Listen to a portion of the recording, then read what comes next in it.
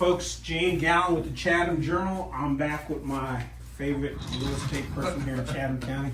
I only say that because I've known him for so many years. But Eric Andrews is here. And look, the reason we're here is you're gonna, let me see if we can show this to folks. There, you pointed this out to me last week. Yeah. And tell me what when people look at this, I'm going to slow it down for a second. I'll probably snap a picture of it later. What does this tell people? Well, it looks like, it's just showing where Chatham County is on the North Carolina map. But if you look at it's the darkness of the colors. And so the ones that are light blue to darker blue are the areas where the median price of residential real estate housing is appreciating.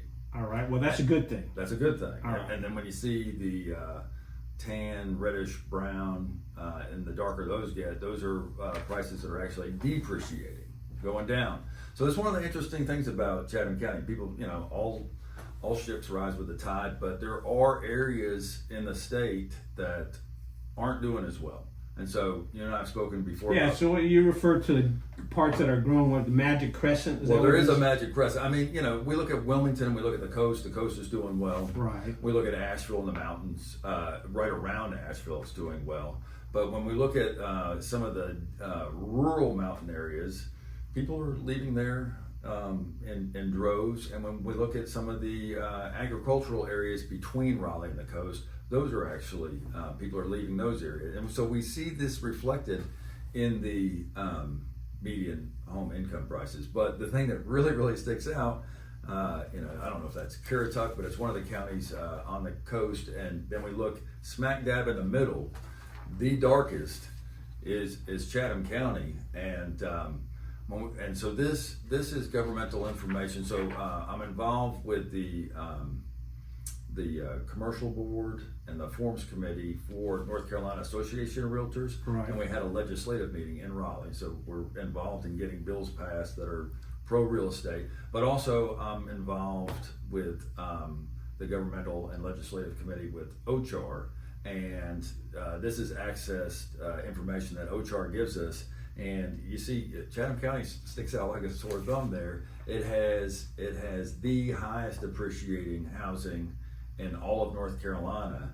And, we were just talking about median home prices going over 500,000. This has Chatham in May over 600,000 now. Yeah, I was going to say this report is from May of this year. And so what it is, it's month to month, year to year, whatever. Okay. So this is reflecting. We don't have the data for June yet, obviously. Right. So this is May 24 data as compared to May 23. And so in a year's time, Chatham County, along with the county here, somebody can fact check me as to which county that is had the highest appreciation. yeah, number one.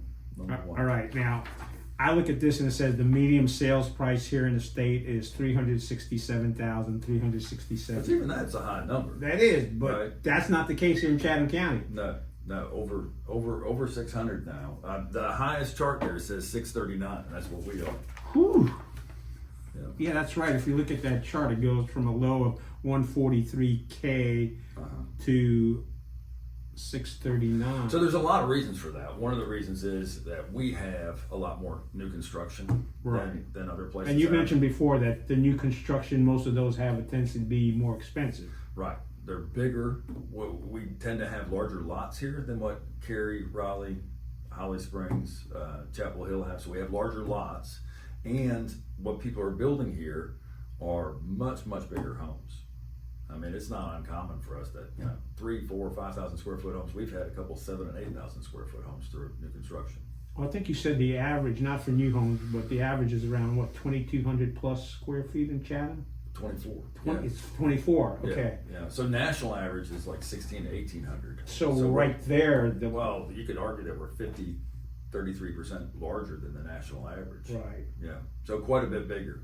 And and one of the reasons why we have these higher prices too is because Pittsboro, Siler City doesn't have that wastewater capacity right now. So it'll probably be fixed, and in the next few years or whatever. But right now things are really tight because of that, Chatham Park has a little bit of it, and we're trying to get some more affordable housing in other areas. But you got to go smaller to make it more affordable, and smaller is usually townhomes or condos, or in the rental market, it's apartments. Well, let me ask you about this. I'm sorry for interrupting, but you mentioned townhomes. I think there was an article just this week in the Triangle Business Journal that Sanford and Lee counties they've got one development of townhomes where the homes are actually under 300,000. Right.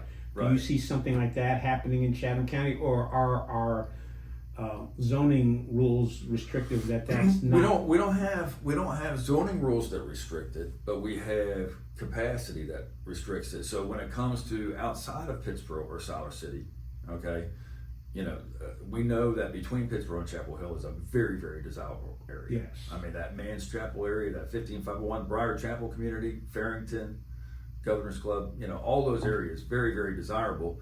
But, I don't know if everybody knows this or whatever, there is no public sewer out there. Right. I mean, Briar Chapel is private, Farrington is private, Governor's Club is private. So that is when some kind of entity has come in and they found that it's economically feasible that they can bring in their own wastewater to have, sewer capacity in that area.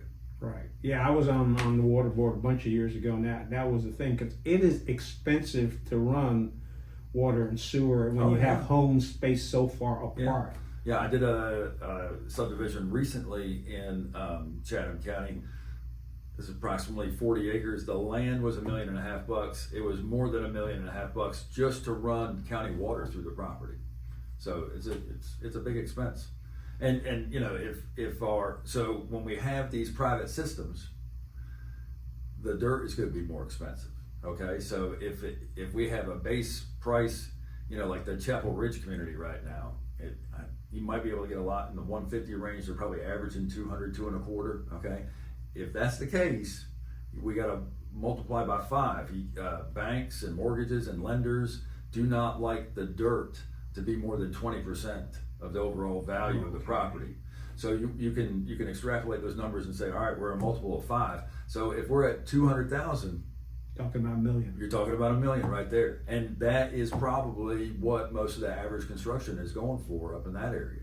So that's not affordable housing. No, it's not. Now, you and I and Greg were out at Rufus's at Golston a few weeks ago, and we talked to Tim Knupp, and he was talking about the development in that area. That's still a little bit more reasonable, but even there, you're running into situations where I think you or Greg I was hoping that they'd be in like the 350 range, and Tim was saying now we're probably going to be just north of 400, and that's all the way out in Golston. But there's just the raw costs of materials and then the labor to build homes and everything. It's really, really hard to get under 200 a foot right now, and we're probably getting closer to 300 a foot. So is there a light at the shining? Is there a light at the end of the tunnel, or is that a train coming at us? No, I think the light. What I love about free market capitalism is if there's a need for a product, somebody's going to come in and supply that product and everything. So I think with Pittsboro getting this sewer situation under control, I do think that we're going to see some infill. I think infill is very good. So, if you see some kind of vacant lot in Pittsboro and everything, if that has potential for some kind of townhome, or, you've heard of these pocket neighborhoods where they have the smaller homes and everything, I think that's really good. If Siler City gets their situation straightened out, I definitely think there's some infill situations right there, and we can get more affordable housing there, or workforce housing. I mean, I don't know the last time you've driven by Wolf Speed right now. That is a monster. It's huge. Actually, I need to fly a drone and have people take a look at it. I don't think people visualize unless you drive by it how big it is. It's huge. Humongous. And if we look at, I was up there at the Toyota plant. I was evaluating a piece of land out there. It's outside of Chatham County, but what's going to happen to the Pleasant Garden, Liberty area, they're up for some big changes as well. Yeah, and that definitely is going to happen. Now, VinFast.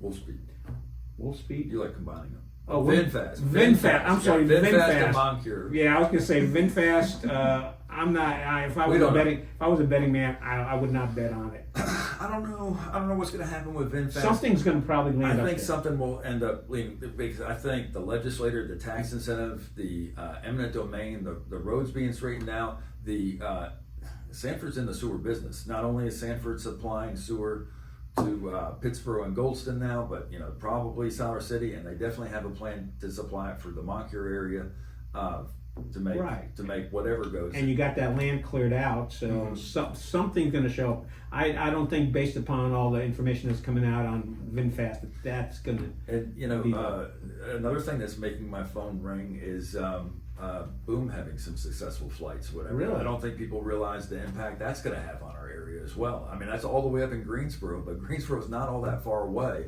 Anytime we have, one of the biggest problems for Chatham County for the longest time is we've been a bedroom community. Yes. There's not a whole. I mean, the main employers have been the government and the hospital. Okay, and now we actually have some people that are coming in and supplying jobs, and that's going to have a huge impact on us. Speaking about infill, how about that lot next to French Connection? I heard that's going for a bunch of money.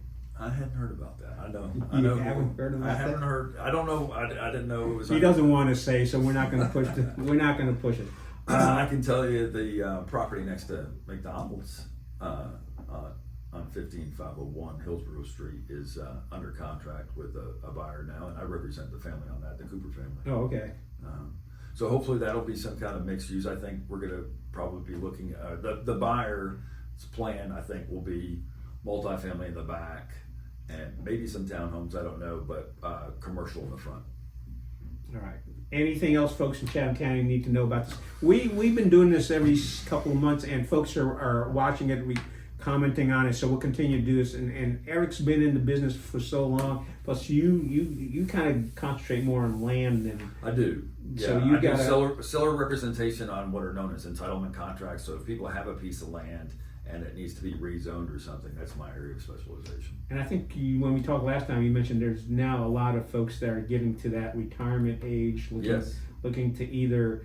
I think some of the things is, hey, I want to give my kids a piece of my property, or I want to sell off a piece of my property because I've got so much land that I don't need to hold on to it. That's one of the sticks and the spokes of the whole cycle of real estate right now. I know there's a lot of people out there that are waiting for the interest rates to go down. We have no idea whether or not they will or won't. I mean, there was some good news as far as inflation was concerned, but the Feds are still being real tight on the lending rate. So I don't know if we're going to see a whole lot of movement in what the average interest rate will be for mortgages.